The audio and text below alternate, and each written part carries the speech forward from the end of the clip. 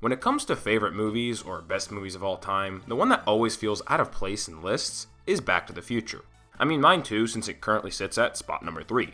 Compared to other iconic pieces of film with fantastic cinematography, deep themes, or complex characters, Back to the Future doesn't hit any of those. Its story is outlandish, filled with tons of plot holes if you start to think too hard. The protagonist doesn't go through any change and ends off the same, and the story doesn't seem to have a sense on what its main conflict should be. Yet, why is this movie remembered so fondly? Why has there never been any sequels or remakes? Knock on wood though. Anything is possible these days, I guess. Why do people adore this flawed piece of media? Well, that's because I genuinely feel this movie does something so unique that make it stand out to anything I've ever watched. Something I only realized on my most recent rewatch. And that thing is that it feels like 2 movies in one. Now, what do I mean by that? Essentially, there doesn't feel like there's any real subplots. Instead, 2 major plots that must be solved in the 3rd act. They're super disconnected, with the only connective tissue being our bumbling protagonist of Marty McFly. But in the end, he has to overcome both challenges in what feels like 2 climaxes. This is what I want to explore in this video. This is what really makes Back to the Future so brilliant and a masterpiece that really stands out.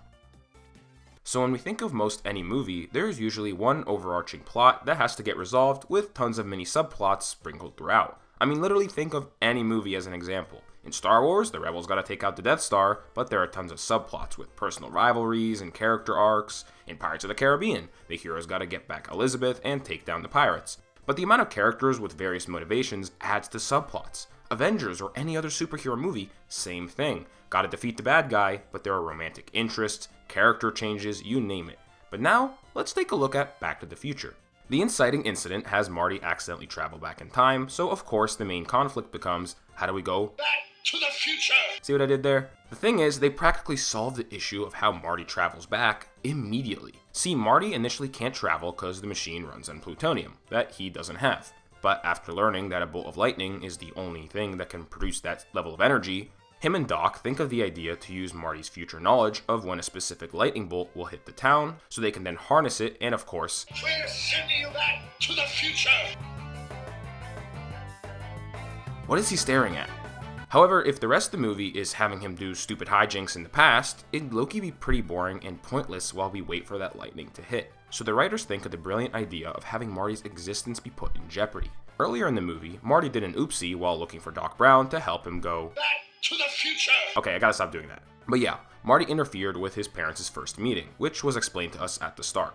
I always applaud the movie for how incredibly it uses all the scenes in the beginning to both tell us about the characters as well as serve as exposition for future conflicts in the story. If Grandpa hadn't hit him, then none of you would have been born. Yeah, well, still don't understand what Dad was doing in the middle of the street. What was it, George? Bird watching? But what feels like an initial subplot turns into the main conflict of the movie while Marty bides his time. Now, it feels like he has a ticking time bomb of not only being ready to take the lightning shortcut in a week to go back, but he has to make sure his parents fall in love and of course spawn him. So this then begs the question every time I watch this, what is the main plot of the movie? Is it for 1, Marty to be ready to take the lightning and go back to the future, or is it 2, to make sure his parents fall in love so he isn't erased from existence? And in my opinion, the answer is both. The lightning plot is fairly sidelined for the whole middle half of the movie. Besides one scene where Doc accidentally sets his garage on fire with a demonstration, most of the movie focuses on Marty's relationship with his parents, which is actually a crazy smart decision. Most audiences would be straight uninterested if the movie focused on all the science, mumbo-jumbo of getting things ready to go back to the future. The newer plotline of focusing on the romantic comedy aspect of being stuck in the past is a better focus for this style and genre of film. Thus, it starts to grow into a main plot over a subplot. At the end of the day, this is a romantic comedy disguised in a time travel movie. That's why it's so popular and iconic. It's creative and funny and works because it merges both these plot lines in terms of importance. Notice that even the main antagonists of the movie are really 2 things: the bully in Biff and time itself. The concept of time is the fun sci-fi aspect that is really this outside antagonistic force at play. Meanwhile, Biff is your stereotypical teen romantic antagonist. Thus, not only is this movie iconic because of 2 main plots, but because it's a twist on the romantic comedy genre. Marty's parents aren't the main protagonist of the film, even though they would be in any other romantic comedy. The arc of George is very reminiscent of a typical teen protagonist gaining confidence. It's just a really unique concept for his catalyst to be his future son, which is also the protagonist and on his own journey and story. The story has this extra layer of Marty's time travel journey. So let's take a look at the whole structure. The movie starts with typical rom-com elements and hijinks, but then completely shifts gears with the time travel plot, which becomes the main plot, only for rom-com elements to be sprinkled throughout before they are brought to the forefront with the problem of Marty being erased from existence. Then the whole movie shifts to a typical rom-com, but with fun subversions and caused by time travel. There even isn't your typical forced breakup scene, making the plot feel like it isn't following a normal formula. That makes the audience feel the story is refreshing. Then the third act has to solve both main plots, with what feels like two climaxes, each being very separated because each of the events are separate. Marty has to help George become that confident love interest for Lorraine and fall in love in the dance, making that the climax of that plot, but that's not all. Now Marty has to make it back to the future with the help of Doc Brown, thus having a second climax. It's a really weird structure that works for the story that's being told. Marty even becomes such a unique protagonist because he has such an effect on the two main plots, but both conflicts are low-key out of his control. Doc is completely the one that takes care of the time travel elements and makes sure things work.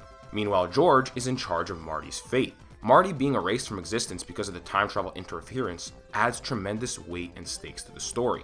Marty doesn't need an arc as he works as a character to change both the major side characters of the two main plot lines who have the control over him, Doc Brown and George. Doc with the sci-fi aspect of the importance of time travel and exploration and making sure things work, and George with the rom-com aspect of the importance of confidence. All these items make the concept work. These two main conflicts work in tandem with each other to make a memorable story. Neither is more of a main plot over the other, thus making neither feel like a less important subplot. All while the story fits a typical framework of a romantic comedy with a unique protagonist and focus of time travel. Thanks for watching, everybody. What do y'all think of Back to the Future? Is there anything else I missed that makes this movie so iconic? Is this one of your favorite movies of all time, and why? Please like, comment, and subscribe. Subscribing really helps me out, so please do so. If you like my content, please check out the rest of my channel. If you have any thoughts or ideas for future films to look into, let me know. Thanks, and have a good day, guys. Bye.